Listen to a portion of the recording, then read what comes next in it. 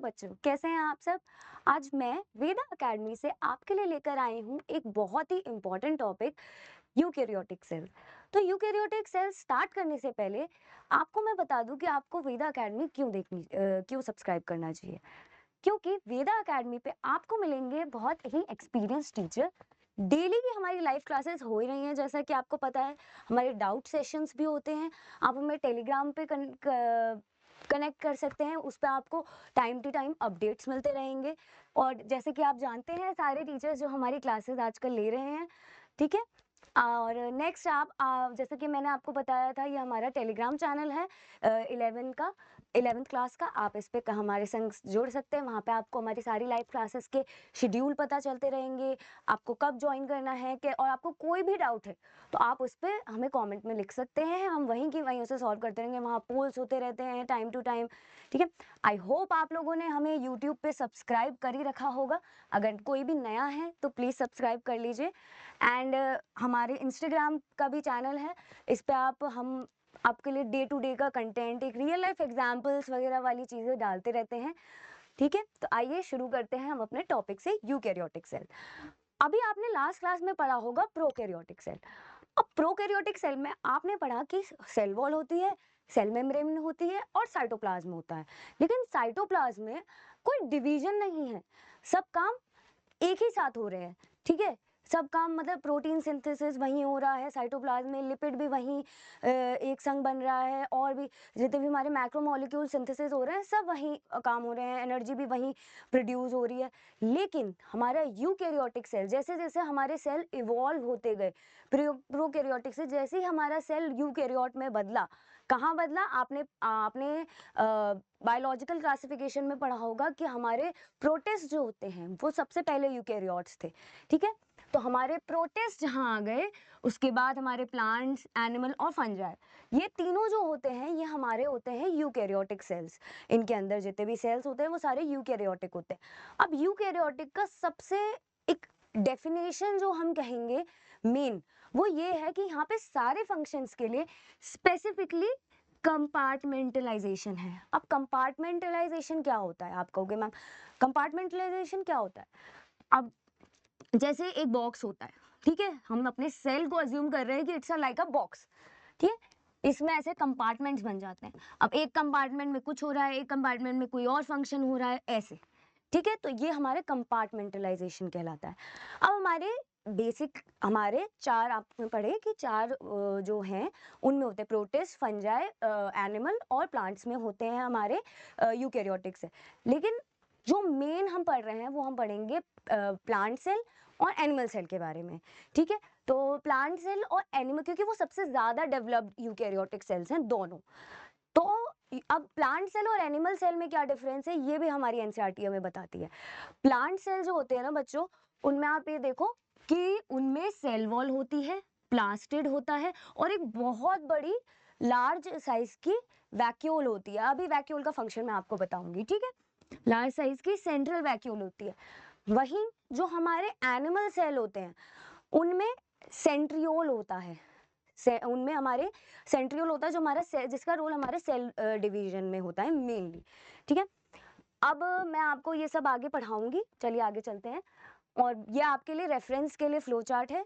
आप इसको लेक्चर खत्म होने के बाद एज अ रेफरेंस आप इसे स्क्रीनशॉट ले सकते हो। वैसे भी आपको पीडीएफ जो है वो टेलीग्राम के चैनल पे मिल ही जाएगी। अब सबसे पहले यूकैरियोटिक सेल में देखिए, यही अभी हमने पढ़ा था ना कि सारे ऑर्गेनल्स उसमें होते हैं। ये यहाँ ऑर्गेनल लिखा हुआ है, ये सारे सेल ऑर्गेनल्स होते हैं उसमें। और एक मेन पार्ट प्रोकैरियोटिक सेल्स में जो होता है उनमें न्यूक्लियस नहीं होता। आपने पढ़ा था ना न्यूक्लियोइड होता है। यहाँ पे हमारे सेल के सेंटर में, मोस्टली एनिमल सेल के सेंटर में एक एक राउंड लाइक स्ट्रक्चर होता है जिसे हम कहते हैं न्यूक्लियस। ये है ना जिसमें हमारा जेनेटिक मटेरियल मिलता है हमें, ठीक है। अब ये आपको कंपार्टमेंटलाइजेशन वाली बात तो मैंने बताई दी। अब यूकैरियोटिक सेल में जैसे मैंने आपको बताया था कि हमारे जो न्यूक्लियस होता है, न्यूक्लियस में हमारा होता है जेनेटिक मटेरियल। तो जेनेटिक मटेरियल जो है उनका मेन नेम जो दे रखा है वो दे रखा है जो इसमें होते हैं, मतलब किस स्ट्रक्चर के अंदर जिनमें होते हैं हमारे डीएनए जो होता है, जेनेटिक मटेरियल हमारे डीएनए। अब डीएनए किसके अंदर होता है, डीएनए होता है क्रोमोसोम्स के अंदर, ठीक है। और हमारे और ये बात भी कह रहे हैं कि हमारे जो यूकेरियोटिक सेल है उनमें लोकोमोटरी और साइटोस्केलेटन के स्ट्रक्चर्स होते हैं। ये आप अभी नेक्स्ट पार्ट में पढ़ोगे, क्योंकि इस पार्ट में मैंने सिर्फ एंडोमेम्ब्रेन तक कवर किया, एंडोमेम्ब्रेन सिस्टम तक। तो अब ये सारे जो हैं ये हमारे सेल ऑर्गेनल्स हैं जो जो हम पढ़ेंगे। इसमें हमारी सबसे पहले आ जाती है सेल मेम्ब्रेन, फिर आ जाती है सेल वॉल, फिर आ जाती है एंडोमेम्ब्रेन सिस्टम, माइटोकॉन्ड्रिया, क्लोरोप्लास्ट जो होता है हमारा प्लास्टिड के अंदर का ही पार्ट होता है, राइबोसोम, साइटोस्केलेटन, सीलिया, फ्लैजिला, सेंट्रोसोम, ये सब हम यहाँ वाले जितने भी हैं और माइटोकॉन्ड्रिया जितना भी है ये आप नेक्स्ट क्लास में पढ़ोगे, ठीक है। और ये वाले जितने यहाँ से जितने भी हैं ये भी आप नेक्स्ट क्लास में पढ़ोगे। आज मैं आपको सिर्फ एंडोमेम्ब्रेन सिस्टम तक पढ़ाऊंगी। तो चलिए सबसे पहले स्टार्ट करते हैं सेल मेम्ब्रेन से। सेल मेम्ब्रेन जो होती है ना, उसका स्ट्रक्चर जो होता है वो हमने ह्यूमन की आरबीसी जो थी सबसे पहले उसमें ऑब्जर्व किया था। ह्यूमन की आरबीसी में जब हमने देखा तो हमें पता चला कि ये लिपिड बाइलेयर बनी है। लिपिड बाइलेयर मतलब दो लिपिड लेयर है, ऊपर भी लिपिड लेयर है और नीचे भी लिपिड लेयर है, ठीक है। और बीच बीच में यहाँ पे प्रोटीन्स है, ये देख रहे हो आप, प्रोटीन है ये सब प्रोटीन है, ठीक है। इनके अपने फंक्शंस होते हैं और लिपिड और कार्बोहाइड्रेट्स भी होते हैं, कुछ कुछ आपको लिपिड भी पता चलेंगे कि ग्लाइकोलिपिड होता है, ग्लाइकोप्रोटीन होते हैं। तो जो ग्लाइको पार्ट है ना वो हमारा कार्ब का पार्ट है जो हमारी सेल मेम्ब्रेन में है। अब हमारा नेक्स्ट, अब जो हमारा लिपिड होता है इसमें सेल मेम्ब्रेन में वो मेनली हमारा फॉस्फोलिपिड्स यूज होते हैं। इसमें भी बहुत स्पेसिफिकली फॉस्फोग्लिसराइड्स होते हैं। लिपिड में भी आपने ग्लिसराइड्स पढ़े होंगे ना, ट्राइग्लिसराइड, मोनोग्लिसराइड्स, तो उसमें हमारा फॉस्फोग्लिसराइड जो होता है कुछ नहीं होता, ग्लिसराइड के स्ट्रक्चर पे बच्चों वो फॉस्फेट ग्रुप जो होता है वो अटैच हो जाता है, तो उसे हम कहते हैं फॉस्फेट ग्लिसराइड्स। अब इसमें आप देख रहे हो ये डायग्राम है, इसमें आप ये देखो ये पोलर स्ट्रक्चर है। ये जो हमारे हेड है ना इसका, ये है हमारा ये हमारा पोलर हेड होता है इसका। और जैसे आपने मिसल फॉर्मेशन सुना होगा, सोप का मिसल फॉर्मेशन होता है ना, सोप में जैसे मिसल फॉर्मेशन होते हैं, तो उसमें भी एक हाइड्रोफोबिक एंड होता था, एक हाइड्रोफोबिक एंड होता था, एक हाइड्रोफिलिक और एक हाइड्रोफोबिक। अब एक हमारा जो हाइड्रोफिलिक होता है वो होता है पोलर। अब हमारा वाटर जो है वो पोलर मॉलिक्यूल है। तो जितने भी ये जो हमारे हेड होता है ना ये होता है हमारा वाटर लविंग, जिसे हम कहते हैं हाइड्रोफोबिक, वो सॉरी फिलिक, हाइड्रोफिलिक। लेकिन जहां ये हमारी टेल आती है, जब आप देख रहे हो ना इनवर्ड, ये टेल है ना, ये टेल लाइक स्ट्रक्चर है, ये हमारा कहलाता है हाइड्रोफिलिक स्ट्रक्चर्स। और इनका ये सॉरी हाइड्रोफोबिक टेल कहलाती है ये हमारी।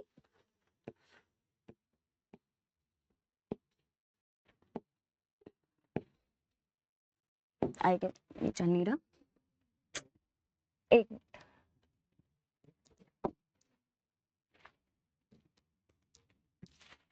ये हमारी कहलाती है हाइड्रोफोबिक टेल। और ये जितने भी हमारे पोलर मॉलिक्यूल्स होते हैं, जैसे जिसमें हमारा वाटर भी आ गया, इन सब को रेजिस्ट करती है। तो एक काइंड ऑफ ये हमें हेल्प भी करती है हमारे सेल को एज अ सेफ रखने में ना, सपोर्ट भी करती है उसे। अब हम आगे चलते हैं। जो हमारी सेल मेम्ब्रेन होती है उसमें जो प्रोटीन और लिपिड होता है उनका रेशियो सेल टू सेल बहुत वेरी करता है। किसी सेल में ये सिर्फ तो हमारे जो एनसीईआरटी में एग्जांपल दिया हुआ है वो सिर्फ दिया हुआ है आरबीसी का।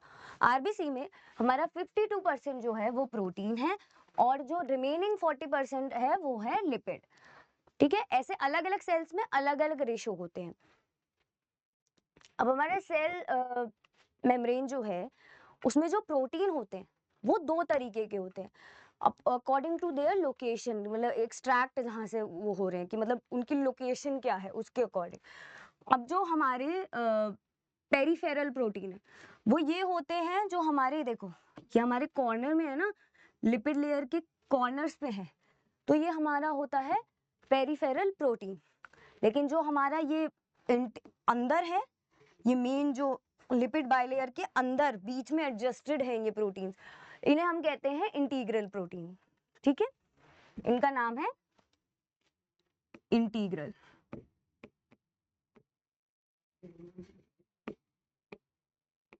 और ये जो इंटीग्रल प्रोटीन होते हैं ना बेटा, इनका रोल होता है सबसे ज़्यादा ट्रांसपोर्ट में, क्योंकि जितने भी हमारे चैनल्स होते हैं, हमारे पंप्स होते हैं, जितने जिन जो ट्रांसपोर्ट में हेल्प करते हैं, वो सब हमारे इसी प्रोटीन में होते हैं इन इन इन इंडल। अब हमारा जो ये तो बेसिक स्ट्रक्चर था, लेकिन जब ये स्ट्रक्चर प्रॉपरली देखा गया तो इस स्ट्रक्चर को एक नाम दिया गया, जो ये दो साइंटिस्ट थे, सिंगर एंड निकोलसन। इन्होंने 1972 में ये जो लिपिड बायलेयर थी, इसका जब पूरा प्रॉपर एनालिसिस करा, तो उन्होंने इसको नाम दिया fluid mosaic model of cell membrane. अब इसका नाम फ्लूइड मोज़ेक मॉडल क्यों है? क्योंकि जब इन्होंने देखा कि जो हमारा मूवमेंट हो रहा है सेल की, उन्होंने वो काफ़ी ईगर थे नो करने में कि जब सेल मेम्ब्रेन है तो सेल मेम्ब्रेन में जो मटेरियल है वो कैसे एक्सचेंज हो रहा है, कि सामान अंदर से बाहर कैसे जा रहा है, बाहर से अंदर कैसे जा रहा है। तो उन्होंने ये देखा कि इसमें बहुत बड़ा रोल जो है वो इसकी फ्लूइडिटी का है, कि ये फ्लूइड लाइक है। उन्होंने जो फ्लूइडिटी से प्रोवाइड कर रहा है। अब फ्लूइडिटी किससे आ रही है? फ्लूइडिटी आ रही है हमारे लिपिड की बायलेयर से। जो हमारी लिपिड की बायलेयर है, वो क्योंकि उसमें एक हाइड्रोफोबिक एंड है, एक हाइड्रोफिलिक एंड है, तो वो उसे फ्लूइडिटी प्रोवाइड कर रही है, जिसकी वजह से हमारा सारा मटेरियल जो है वो मतलब उसका आउटगोइंग और इनगोइंग दोनों पॉसिबल है। अब जो हमारी, और इसको हम, वही मैंने आपको ये वाली लाइन पढ़ाई दी थी, फ्लूइडिटी हम इसे कहते हैं, ठीक है।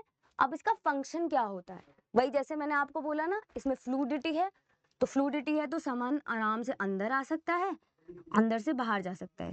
जब ऐसा होता है, जब, और ना, और ये भी अभी आप पढ़ोगे कि दो तरीके के ट्रांसपोर्ट, और हाँ, ये बहुत इंपॉर्टेंट है, आप ये याद रखना कि हमारी जो सेल मेम्ब्रेन है, ये आपने हमेशा से पढ़ी होगी, सिलेक्टिवली परमिएबल होती है, बहुत सिलेक्टिव चीजों को ही अलाउ करती है, जो उसे चाहिए होती है सिर्फ उसे ही अलाउ करेगी। तो जो अब हमारे यहाँ पे देखो, आपने जो इंटीग्रल प्रोटीन्स है ना, यहाँ पे क्या होते हैं बच्चों, कई बार चैनल्स होते हैं, ये कैरियर प्रोटीन जो होते हैं ना, इनमें चैनल्स होते हैं, या फिर ये जैसे ये प्रोटीन चैनल है ना, तो यहाँ से कोई भी सामान अंदर आ सकता है, अंदर से बाहर जा सकता है। ऐसे यहाँ पे हमारे पंप्स भी होते हैं, तो उससे भी ये होता है कि जब पंप होते हैं तो वो एटीपी यूज करते हैं और उन्हें एनर्जी हमें मतलब ट्रांसपोर्ट में हेल्प करते हैं।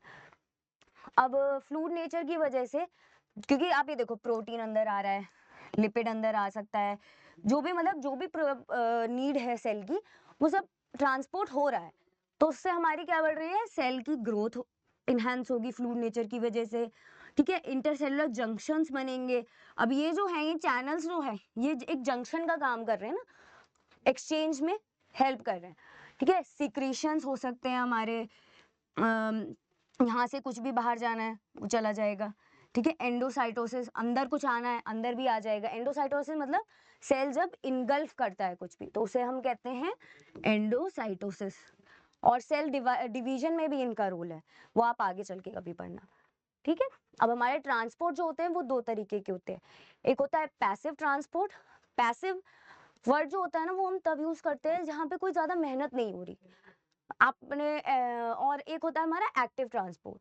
अब पैसिव में क्या हो रहा है कि जितने भी हम एटीपी कोई यूज नहीं होती पैसिव में, सिंपली मॉलिक्यूल जो हाई कंसेंट्रेशन है जहाँ पे, वहां से वो ट्रैवल करके लो कंसेंट्रेशन की जगह पे पैसिव ट्रांसपोर्ट हो जाता है, इसमें कोई एनर्जी का एक्सपेंस नहीं लगता है, सिंपली ट्रांसपोर्ट हो जाता है। ये हमारा मिलता, अब इसमें भी ना दो तरीके के होते हैं, एक होता है सिंपल डिफ्यूजन। जब भी, अब हमारे बाहर आने वाली चीजें दो तरीके की है, देखो, या तो वो लिक्विड होगी, वाटर होगी जैसे, या फिर होगा वो हमारा सॉल्यूट, कुछ मटेरियल, कुछ मॉलिक्यूल होगा कोई। तो जब जो सिंपल डिफ्यूजन है ना, वो हमारा सॉल्यूट को कैरी करता है। इसमें देखो, जितने भी हमारे न्यूट्रल सॉल्यूट्स है, सिंपल डिफ्यूजन से वो जाएंगे, लेकिन जहां वाटर के मूवमेंट की बात कर रहे हैं हम, हाई से लो की, तो वहां यूज होता है हमारा वर्ड ऑस्मोसिस। ये हमारा ऑस्मोसिस वर्ड यूज होता है। तो जब भी वाटर का मूवमेंट होगा वो ऑस्मोसिस कहलाएगा, लेकिन जहां सल्यूट की बात होगी वहां पे हमारा सिंपल डिफ्यूजन यूज होगा। अब हमारा नेक्स्ट, हाँ, एक और बात ये है कि देखो, पोलर मॉलिक्यूल जो है, क्योंकि मैंने आपको यहाँ बताया था ना, ये है हाइड्रोफोबिक टेल, ये दोनों है हाइड्रोफोबिक टेल। अब ये हाइड्रोफोबिक टेल्स की वजह से जब भी कोई पोलर मॉलिक्यूल आएगा, मतलब वो हाइड्रोफोबिक टेल्स है तो पोलर मॉलिक्यूल जितने भी होंगे उन्हें दूर करेगी। तो जैसे कोई पोलर मॉलिक्यूल आएगा तो वो अंदर नहीं आ पाएगा, तो उनके ट्रैवल के लिए कि वो कैसे ट्रांसपोर्ट कर पाए, इन्होंने दूसरा तरीका ढूंढा। अब दूसरा तरीका ये था कि एनर्जी आप दो, एनर्जी मतलब एटीपी आप इन्हें दो, एक्सपेंडिचर होगा एनर्जी का, तब ये ट्रैवल कर लेंगे। तो इससे हमारा आया एक्टिव ट्रांसपोर्ट, जिसमें हमारा मेन ये होता है कि और हाँ, इसमें ये है कि अगेंस्ट द कंसंट्रेशन ग्रेडियंट। जो हमारा सिंपल डिफ्यूजन हो रहा था उसमें कंसंट्रेशन ग्रेडियंट, आप ये देख रहे हो हायर टू लोअर जा रहा था, यहाँ पे लोअर टू हायर चला जाएगा।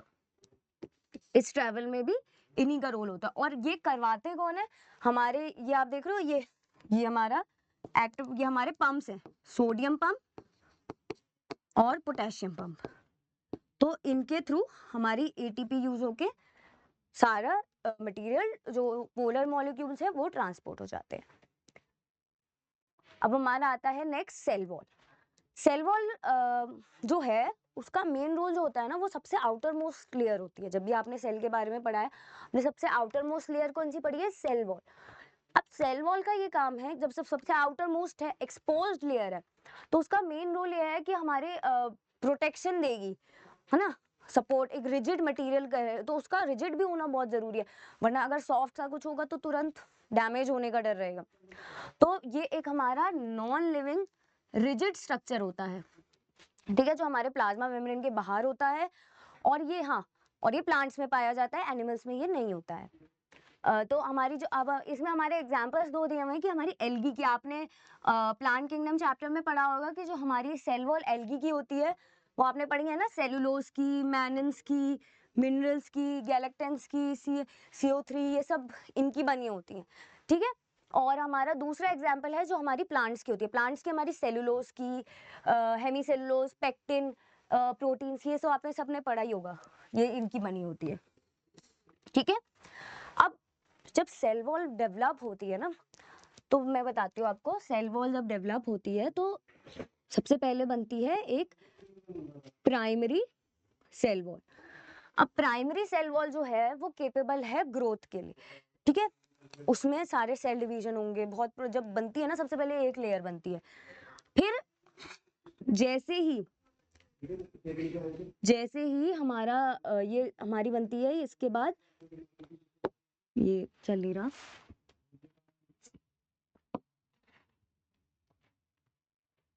अब हमारी प्राइमरी ऐसे सेल वॉल बनी है, इसी के अंदर अब बनेगी सेकेंडरी सेल वॉल, ठीक है।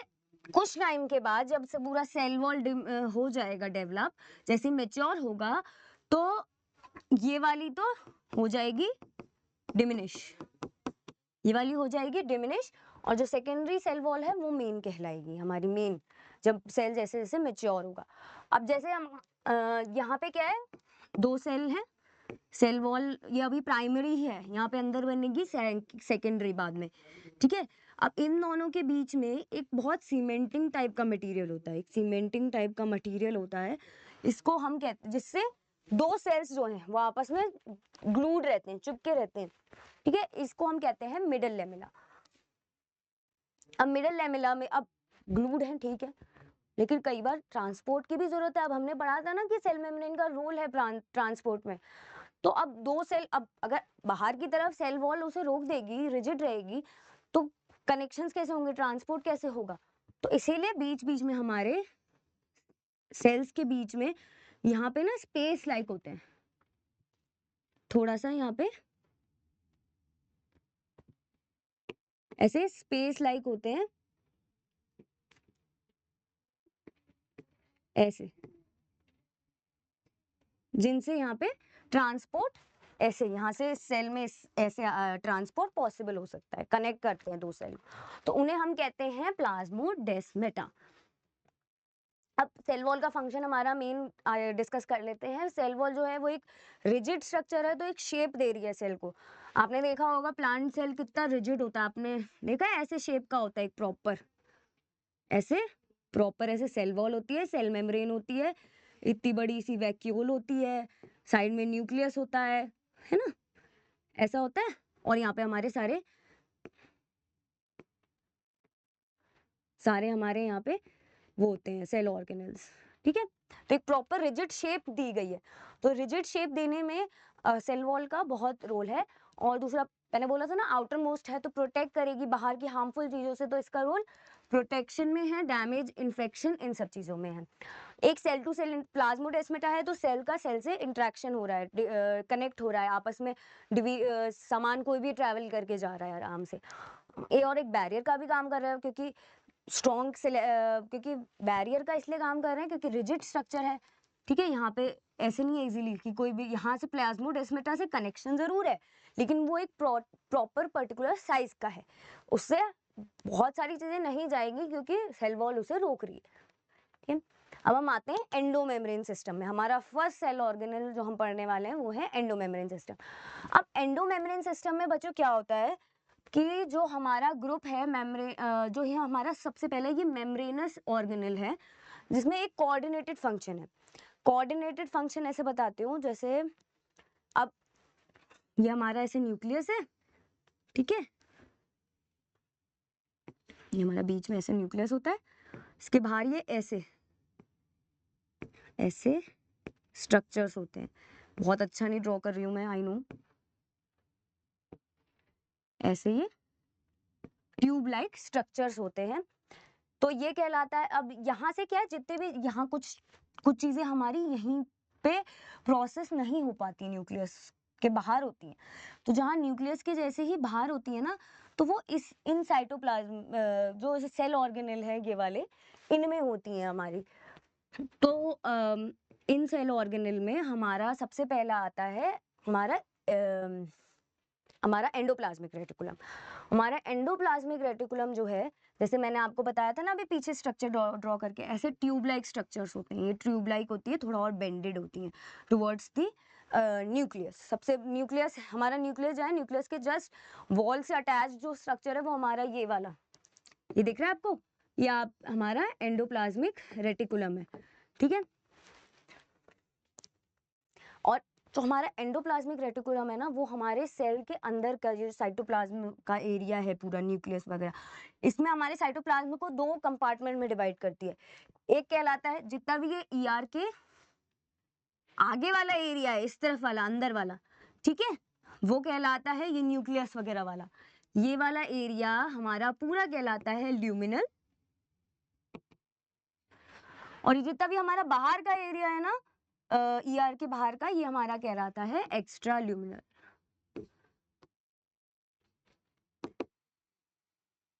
चेंज हो गया, ओके, यहाँ ये रहा, ये हमारा कहलाता है एक्स्ट्रा ल्यूमिनल, ठीक है, जितना भी ये साइटोप्लाज्मिक एरिया है मेन, ठीक है। अब हमारे एंडोप्लाज्मिक रेटिकुलम भी होते हैं दो तरीके के, एक होता है हमारा रफ एंडोप्लाज्मिक रेटिकुलम और दूसरा होता है हमारा स्मूथ एंडोप्लाज्मिक रेटिकुलम। अब रफ एंडोप्लाज्मिक रेटिकुलम को रफ इसीलिए कहा गया है क्योंकि इसके जो सरफेस है ना, यहाँ पे होते हैं हमारे राइबोसोम। राइबोसोम हमारे होते हैं एटीएस, जितने भी यूकैरियोट्स है ना उनमें एटीएस राइबोसोम होते हैं। अभी आपको और डिटेल में मैं अगले लेक्चर में पढ़ाऊंगी। एटीएस राइबोसोम्स होते हैं वो हमारे सारे कनेक्ट होते हैं हमारे एंडोप्लाज्मिक रेटिकुलम पे।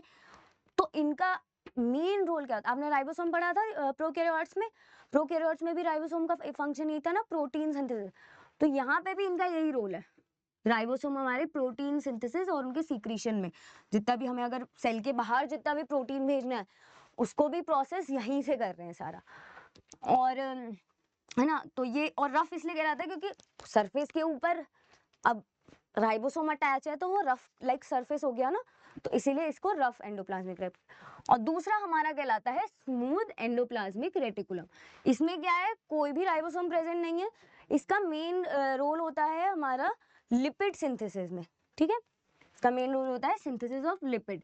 तो हमारे जो ह्यूमन सेल्स है ना, आप फिजियोलॉजी, ह्यूमन फिजियोलॉजी में पढ़ोगे देखना कि स्टेरॉयडल हार्मोन्स जो होते हैं हमारे, स्टेरॉयड हार्मोन्स जितने भी होते हैं, जैसे कि हमारा ईस्ट्रोजन हो गया, प्रोजेस्टेरोन हो गया, ये सब टेस्टोस्टेरोन हो गया, ये सब हमारे किस में बनते हैं, हमारे स्मूथ एंडोप्लाज्मिक रेटिकुलम में। ठीक है, अब हमारा नेक्स्ट ये जो एंडोमेम्ब्रेन का ही पार्ट है, इसको कहलाते हैं गोल्जी एपरेटस। अब गोल्जी एपरेटस क्या है, जैसे थिक लाइक वो फ्लैट स्ट्रक्चर्स हैं, डिस्क लाइक, प्लेट लाइक, ठीक है, ये ऐसे प्लेट लाइक स्ट्रक्चर्स हैं।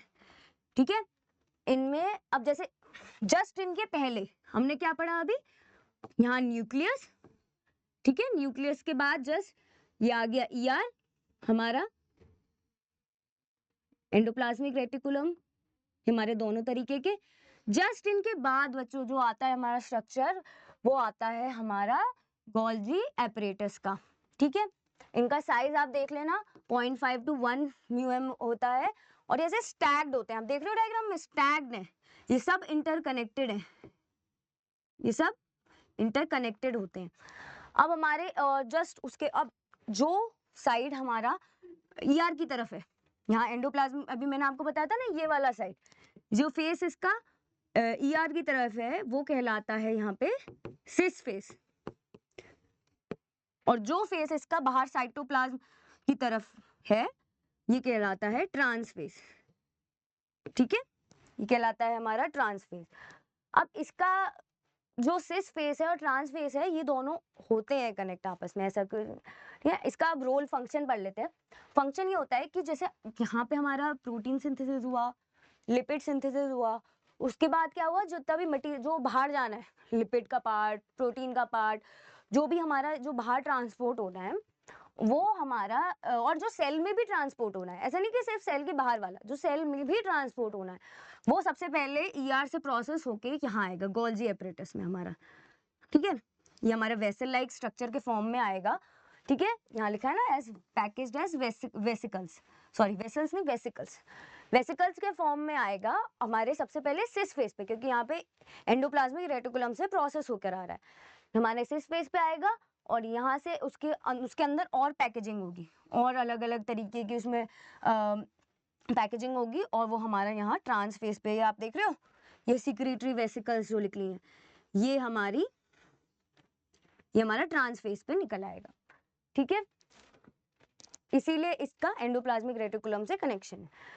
अब हमारा हाँ, इसका मेन रोल जो है वो सबसे ज्यादा जो ये कर रही है, ये ग्लाइकोप्रोटीन और ग्लाइकोलिपिड, ये बहुत इंपॉर्टेंट है, बहुत बार पूछा जाता है कि ग्लाइकोप्रोटीन और ग्लाइकोलिपिड के सिंथेसिस में किसका रोल है, तो वो है हमारे गोल्जी एपरेटस का। ग्लाइकोलिपिड ग्लाइकोप्रोटीन अब कहाँ यूज हो रहा है, हमने अभी पढ़ा था सेल मेम्ब्रेन में, हमारे सेल मेम्ब्रेन में हमारे ग्लाइकोप्रोटीन और तो अब सेल मेम्ब्रेन तक ट्रांसपोर्ट करना है ना, तो उसका रोल कौन प्ले करेगा, उसका रोल ये पूरा एंडोमेम्ब्रेन सिस्टम हमारा प्ले कर रहा है। यहाँ पर फॉर्म हुआ वेसिकल्स के फॉर्म में निकला, वेसिकल्स हमें भी आगे पढ़ेंगे कि जो वेसिकल्स है वो कैसे ट्रांसपोर्ट कर रही है।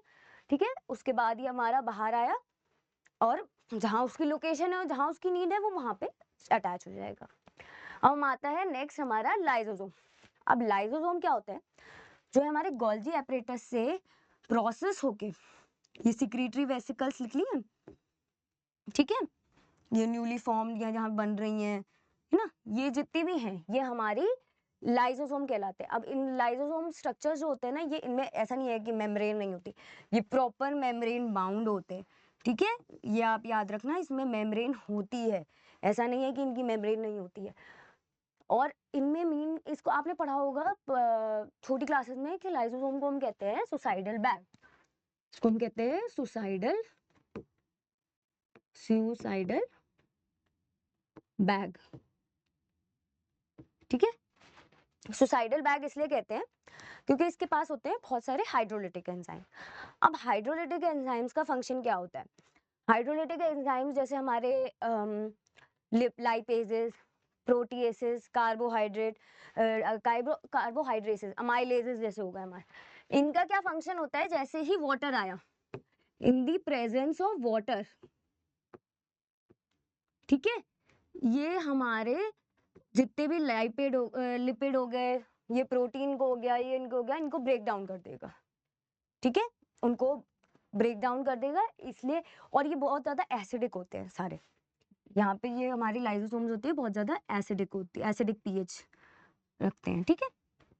और सुसाइडल बैग इन्हें क्यों कहते हैं, क्योंकि वही बात है, मैंने अभी बोला ना, ब्रेक डाउन कर देगा, डाइजेस्ट करेगा यहाँ पे कार्बोहाइड्रेट, प्रोटीन, न्यूक्लिक एसिड। अब ये खुद किसका बना हुआ है, ये खुद भी तो प्रोटीन या लिपिड और कार्बोहाइड्रेट इन्हीं का बना हुआ है, तो इसे सुसाइडल बैग इसीलिए कहते हैं कि कई बार ये अपने आप को ही डाइजेस्ट कर जाता है, तो इसकी हो गया सुसाइड, इसीलिए इसको सुसाइडल बैग नाम दिया गया। अब हमारा लास्ट एंडो मेम्ब्रेन का सिस्टम का पार्ट जो है वो है वैक्यूल्स। अब वैक्यूल क्या होता है, ये हमारे मेम्ब्रेन बाउंड, जैसे आपने प्लांट सेल देखा होगा, इसमें सेंटर में यहाँ पे बहुत बड़ा ये देखो होता है ना ये पार्ट। अब इसका रोल ये है कि ये बहुत सारी चीजें स्टोरेज कहलाता है, ठीक है। अब स्टोरेज जो है वो प्लांट में ज्यादा होता है, तो स्टोरेज में इसके अंदर वाटर होगा, यहाँ लिखा ना water, SAP, excretory product and other product, जिसका अभी सेल को कोई काम नहीं है, तो ये सारे इसमें कंटेन होते हैं, ठीक है। अब हाँ, और इस सबसे बड़ी बात इसमें ना हमारी एक लेयर होती है, इसकी लेयर जो कहलाती है, एक सिंगल मेम्ब्रेन होती है हमारे वैक्यूल पे, जिसका नाम है टोनोप्लास्ट। और ये बात तो मैंने आपको बताई थी कि हमारे प्लांट सेल में आपने देखी होगी बहुत बड़ी सेंट्रल, कहते हैं ना 90% हमारा प्लांट सेल का वॉल्यूम जो है वो वो वैक्यूल ही कवर कर रहा है, और वैक्यूल के ऊपर है टोनोप्लास्ट की मेम्ब्रेन, ठीक है। अब टोनोप्लास्ट जो है वो बहुत बड़ा रोल प्ले करती है कि ट्रांसपोर्ट ऑफ आयंस, जैसे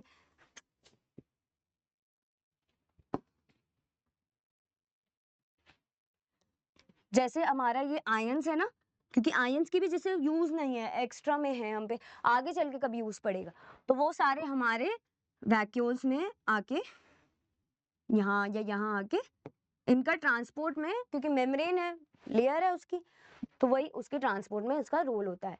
और हाँ, वो against the concentration gradient work करती है, कि जैसे क्योंकि अक्सर कर, अब आप वाटर देख लो, आयन देख लो, ये हमेशा वैक्यूल में ना बहुत ज्यादा ही क्वांटिटी में होंगे, कभी कम नहीं होंगे, तो ये सब इसमें ही रहेंगे, ये सब इस तो अगेंस्ट द ग्रेडियंट जो है उसके ट्रांसपोर्ट में टोनोप्लास्ट का रोल रहता है। अब हमारे अमीवा, दो हमारे वैक्यूल्स जो हमने आपने छोटी क्लास में भी पढ़े होंगे, बहुत ज्यादा फेमस है हमारे, कॉन्ट्रेक्टाइल वैक्यूल और एक फूड वैक्यूल।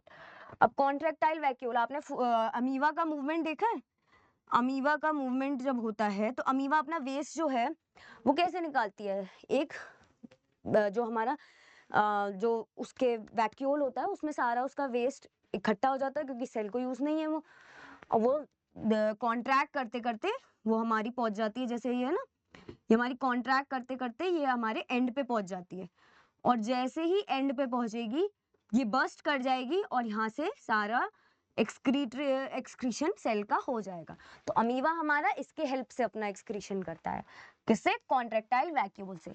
और जैसे कुछ सेल्स होते हैं ना उनमें फूड वैक्यूल होती हैं, फूड मतलब कि वो बाहर से, यहाँ से ना, जैसे हमारा जैसे फॉर एग्जांपल हमने प्रोटेस्ट यहाँ दे रखा है, यहाँ पे ना एक वैक्यूल टाइप बन जाता है जैसे कॉर्नर पे, फिर हमारा ये वैक्यूल कुछ टाइम में जैसे ही उसमें आके सारा मैक्रोमोलिक्यूल्स आ गए जो उसे चाहिए थे, तो वो ऐसे ट्रैवल करते करता जहाँ उसको सेटल होना है वहां पे वैक्यूल के फॉर्म में स्टोरेज बन जाता है, ठीक है। तो ये हमारा फूड वैक्यूल होता है, और ये फूड पार्टिकल को इनगल्फ करता है बाहर की मेम्ब्रेन पे आके। अब चलिए, अब हो गया हमारा आज का टॉपिक, अब हम कुछ क्वेश्चंस कर लेते हैं, ठीक है। तो हमारा क्वेश्चन है first, which is the important site of formation of glycoprotein and glycolipid in the eukaryotic cell. हमने अभी पढ़ा था ना, ग्लाइकोप्रोटीन और ग्लाइकोलिपिड जो ट्रैवल करते हैं, या मतलब कहाँ से ट्रैवल करते हैं, हमने बोला था ना, formation, site of formation of glycoprotein and glycolipid क्या थी हमारी, गोल्जी बॉडी, हमारा गोल्जी बॉडी। अब नेक्स्ट हमारा क्वेश्चन है, which of the following statement is not correct, lysosomes are formed by the process of packaging in the endoplasmic reticulum, सही है बिल्कुल। Lysosome has numerous hydrolytic enzymes, ठीक है, ठीक है, ये भी सही है।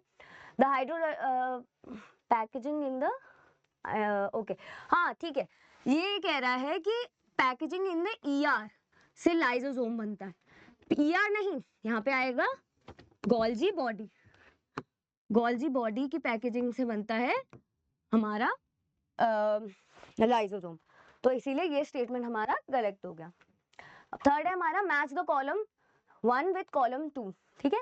इसमें गोल्जी एपरेटस हमारा हो गया, ये क्या हो गया, ओके, गोल्जी एपरेटस हमारा हो गया वही फॉर्मेशन ऑफ ग्लाइको, आप देख रहे हो ना ये कितना इंपॉर्टेंट है, ये 2 बार लाइन आ चुकी है, ग्लाइकोप्रोटीन एंड ग्लाइकोलिपिड के फॉर्मेशन में, है ना।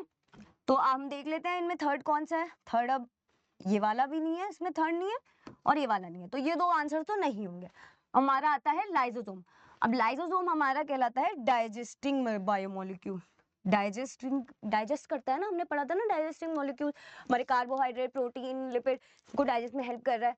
तो हमारा हो गया फोर्थ किस में है, ए में, हमारा ए हमारा आंसर हो गया। The Golgi complex participate in fatty acid breakdown, formation of secretory vesicles, respiration in bacteria, activation of amino acids. बताओ कौन सा होता है, हमने पढ़ा था ना फॉर्मेशन ऑफ सिक्रेटरी वेसिकल्स जो बाद में लाइसोसोम कहलाती हैं, तो ये हमारा आंसर हो गया। Which of the following events does not occur in rough endoplasmic reticulum? अब हमने पढ़ा था ना रफ एंडोप्लाज्मिक रेटिकुलम में क्या होता है, प्रोटीन से रिलेटेड काम, प्रोटीन की प्रोसेसिंग, प्रोटीन का पैकेजिंग सब हो रहा है ना, तो प्रोटीन की फोल्डिंग, प्रोटीन का glycosylation, phospholipid synthesis, cleavage of peptide लग गया, peptide is a part of protein, ठीक है। प्रोटीन जब ब्रेकडाउन होता है तो वो पेप्टाइड में ही बनता है, एक मतलब सब यूनिट होता है प्रोटीन का ना पेप्टाइड, तो इसमें भी हो गया, ठीक है। अब हमारा फॉस्फोलिपिड जो है वो इसमें नहीं होता है, फॉस्फोलिपिड का सिंथेसिस किस में होगा, फॉस्फोलिपिड का सिंथेसिस हमारा होगा स्मूथ एंडोप्लाज्मिक रेटिकुलम में, तो ये है हमारा आंसर। सिक्स्थ है a cell organelle containing hydrolytic enzymes, ये तो बहुत इजी है, ये तो हमने पढ़ा था, किसमें होता है, लाइसोसोम में, ठीक है। Which of the following is cell organelle is enclosed by a single membrane? Enclosed by a single membrane, याद करो, आप आगे चल के पढ़ोगे न्यूक्लियाई में भी डबल मेम्ब्रेन होती है, ठीक है। माइटोकॉन्ड्रिया में भी एक होती है डबल, एक इनर होती है एक आउटर होती है, और क्लोरोप्लास्ट में भी सेम होता है। अब आगे पढ़ोगे लाइसोसोम जो है हमने पढ़ा ना सिंगल मेम्ब्रेन होती है इसमें, तो वो हमारा लाइसोसोम हो गया।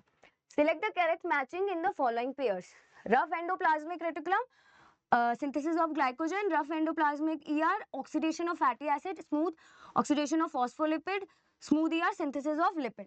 तो हमारा synthesis of lipid हमने पढ़ा ना, ये तो सही है बिल्कुल, तो हमारा D हो जाएगा इसका। Select the correct statement from the following regarding cell membrane, ठीक है।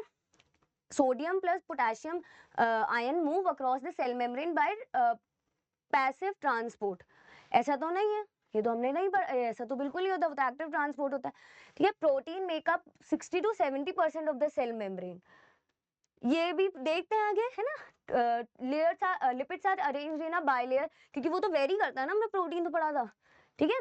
Lipids are arranged in a bilayer with polar heads towards the inner part. Fluid mosaic model of cell membrane was proposed by Singer and Nicolson. अब हमने यहाँ पढ़ा था ना polar heads जो होते हैं वो हमारे आउटर साइड पे होते हैं, तो ये स्टेटमेंट भी गलत हो गया, हमारा डी करेक्ट है इसमें, ठीक है। विच ऑफ द ऐसे इजी क्वेश्चन आ रहे, कोई बहुत अपने आपने मेन चीज सीख ली, मेन फंक्शंस पता कर लिए, और लोकेशन आप हमेशा दिमाग में ना वो एनिमल सेल का डायग्राम रखना, ठीक है। Which of the following is not considered as a part of endomembrane? हमने एंडोमेम्ब्रेन में क्या पढ़ा, ER, गोल्जी, हमारा लाइसोसोम और वैक्यूल, तो इनमें से क्या नहीं है, हमारा पेरोक्सीसोम नहीं है, तो ये हमारा आंसर हो गया। देखा आपने कितने इजी थे हमारे क्वेश्चन। आपको हमारी क्लासेस के टाइमिंग्स तो पता ही है ना। यहाँ बायोलॉजी होता है 6 to 6:45, ठीक है, ट्यूसडे, थर्सडे एंड सैटरडे। आपको जो भी अगर इस टॉपिक में डाउट हो आप मुझे टेलीग्राम पे पूछ सकते हो, नहीं तो हमारी ऐप पे कनेक्ट हो सकते हैं आप हमसे, उस पर आप कभी भी डाउट पूछ सकते हो। 24 आवर्स आपको कभी ना कभी विद इन 24 आवर्स कभी ना कभी मिल जाएगा, ठीक है। बहुत ज़रूरी, और बच्चों बहुत ज़रूरी है कि आप इस क्लास के नोट्स बना लेना, ठीक है, बिल्कुल नोट्स बना लेना। जो आपको फ्लो चार्ट दिया गया है स्टार्टिंग में, आप उसको भी एक बार गो थ्रू कर लेना अच्छे से, उसको एक बार गो थ्रू कर लोगे आपको बहुत क्लियर हो जाएगा सर, ठीक है। चलिए, ओके, बाय।